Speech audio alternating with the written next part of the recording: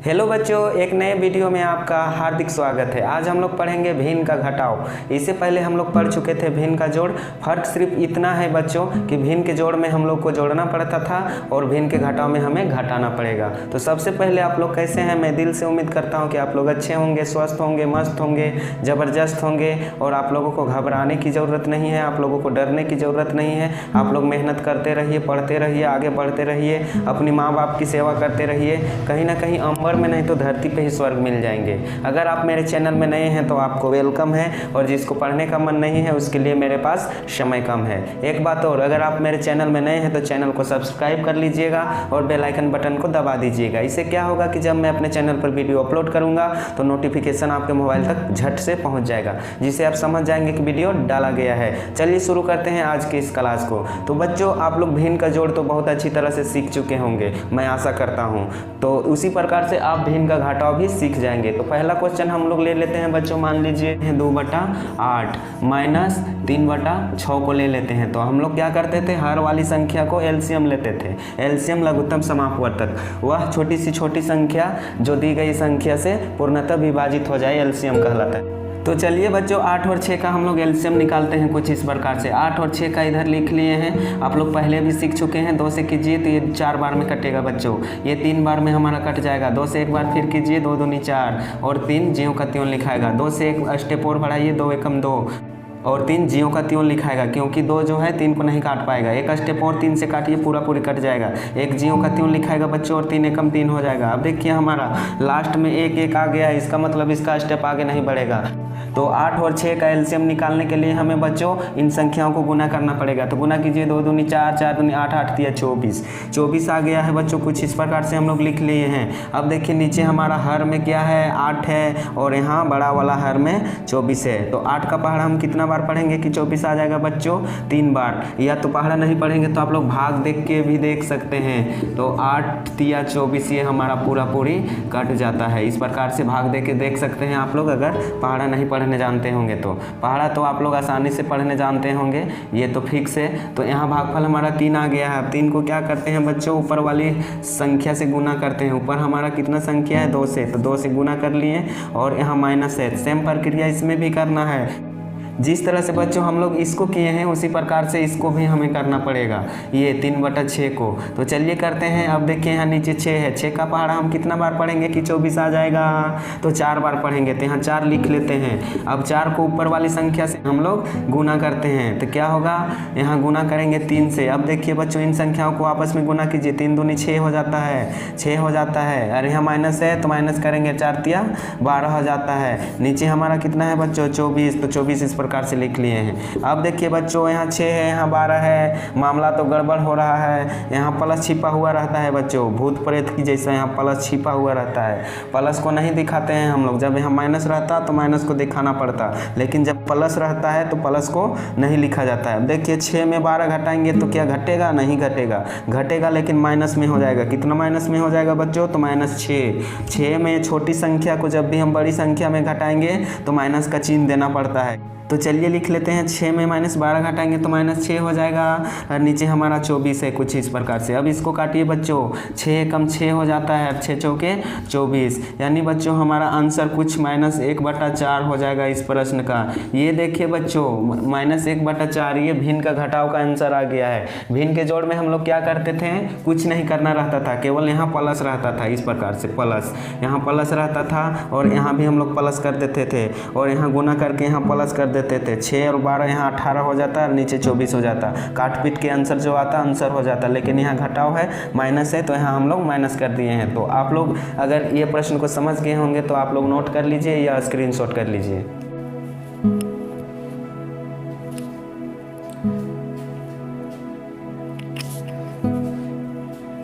चलिए बच्चों, आगे बढ़ते हैं हम लोग दूसरे नंबर क्वेश्चन की ओर। बच्चों ध्यान लगाना, गौर फरमाना, किसी लड़की और लड़के के चक्कर में मत पड़ना। अभी समय है, पढ़ाई कर लो, बाद में पैसा कमाना। तो चलिए देखते हैं दूसरा नंबर क्वेश्चन। दूसरा नंबर क्वेश्चन मान लीजिए बच्चों, हम लोग ले लिए हैं 5/7 माइनस 3/4 को। बच्चों जो संख्या हम लिए हैं कोई जरूरी नहीं है कि यही संख्या से आपको बनाना है। आप लोग अगर प्रैक्टिस करना चाहते हैं, सीखना चाहते हैं तो इसके जगह पे आप कोई भी संख्या लेके प्रैक्टिस कर सकते हैं, बना सकते हैं, सीख सकते हैं। तो 7 और 4 का एलसीएम लीजिए कुछ इस प्रकार से। आप लोग जानते हैं पहले से एलसीएम।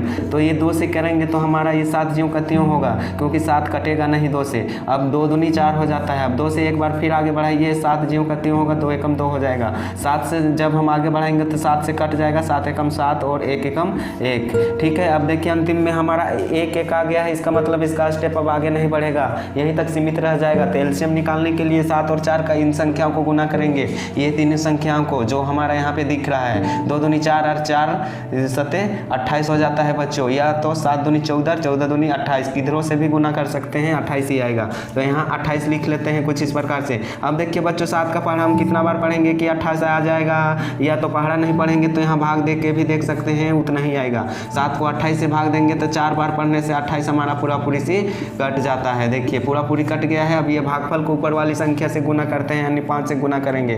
तो 4 से गुना करेंगे तो देखिए ऊपर हमारा 5 है, तो 5 लिख लिए। अब यहाँ माइनस है। सेम प्रक्रिया इसमें भी करना है बच्चों। ये प्रोसेस हमारा खत्म हो चुका है, अब इसका प्रोसेस लगाना है। 4 का पहाड़ा हम कितना बार पढ़ेंगे कि 28 आ जाएगा, तो 7 बार पढ़ने से हमारा 28 आ जाता है। तो 7 यहाँ पे लिख लेते हैं और ऊपर वाली संख्या से गुना हो जाता है, यानी अंश से 3 है ऊपर। अब देखिए इन संख्याओं को गुना कीजिए आपस में, 4 5 20 हो जाता है, तो यहाँ 20 लिख लीजिए। बीच में माइनस है तो माइनस करेंगे और 7 दिया 21 हो जाता है। 7 को 3 बार पढ़ेंगे तो 21 हो जाता है। नीचे हमारा 28 निकल के आया है, तो 28 इस प्रकार से लिख लेते हैं बच्चों। अब देखिए यहाँ पे प्लस छिपा हुआ है, तो प्लस माइनस माइनस होता है, हम भूत प्रेत के जैसा बच्चों प्लस छिपा हुआ रहता है। अगर यहाँ माइनस रहता तो माइनस चिन्ह को दिखाना पड़ता। अब देखिए बच्चों जब भी हम छोटी संख्या को बड़ी संख्या से घटाते हैं तो माइनस का चिन्ह यहाँ दिखाना पड़ता है। तो 20 में 21 बार घटाएंगे तो -1 हो जाएगा और नीचे हमारा 28 निकल के आया है। तो कुछ इस प्रकार से हमारा आंसर हो जाएगा इस प्रश्न का बच्चों। आई होप, मैं आशा करता हूँ कि इस प्रश्न को आप बहुत अच्छी तरह से समझ गए होंगे। अगर समझ गए होंगे तो आप इस प्रश्न को स्क्रीनशॉट कर लीजिए या नोट कर लीजिए।